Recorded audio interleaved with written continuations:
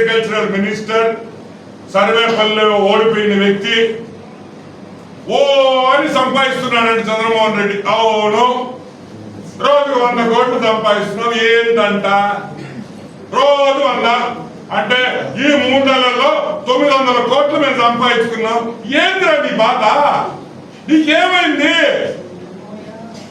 900 కోట్లు ఈ 5 ఏళ్లలో 15,000 కోట్లు మేము సంపాదించుకుంటాము. ఏంది నీ బాధ ఏంది? అవునయ్యా, రోజు 100 కోట్లు మాకు వస్తుంది. ఇసుకలో 50 కోట్లు, లాటరైట్ లో 50 కోట్లు, పోర్ట్ లో ఒక 50 కోట్లు, ఆయిల్ ఫ్యాక్టరీలో నుంచి అంతా కలిసి ఒక 200-300 కోట్లు క్యాష్ వస్తుంది. అవును వస్తుంది. రోజుగా 100 నుంచి 150 కోట్లు మాకు ఇంట్లోకి వచ్చి బస్తాలు ఎక్కడ పెట్టాలో అర్థం కావటంలా. ఇప్పుడు దానికనే ఒక పెద్ద గోడౌన్ కట్టమన్నాము. 1,50,000 స్క్వేర్ ఫీట్ ఉండే గోడౌన్ పెట్టి ఈ డబ్బంతా ఆ గోడౌన్ లో పెట్టాలనుకుంటున్నాము. ఏంది నీ బాధ? మేమే చెప్తున్నాం కదా 150 కోట్లు మేము సంపాదించుకుంటున్నాం రోజు. కానీ మీకేందిరే మీ బాధ?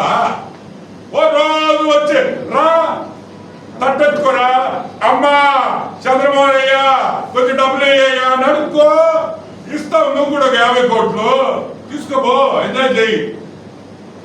పిచ్చి మాటలు, తిక్క మాటలు. వాడంటే హాఫ్ టికెట్ అనుకో, నువ్వు కూడా హాఫ్ టికెట్ లాగా తయారైతే ఎట్ట కాకనే 100 కోట్లు 120 ప్రింటింగ్ ప్రెస్. ప్రింటింగ్ చేయాలన్నా కూడా కష్టం కదా. రోజుకి 150 కోట్ల తెలుసా? 150 కోట్ల ప్రింటింగ్ రోజుకే ఎంత పడుతుందా? ఎన్ని ప్రింటర్లు కావాలా?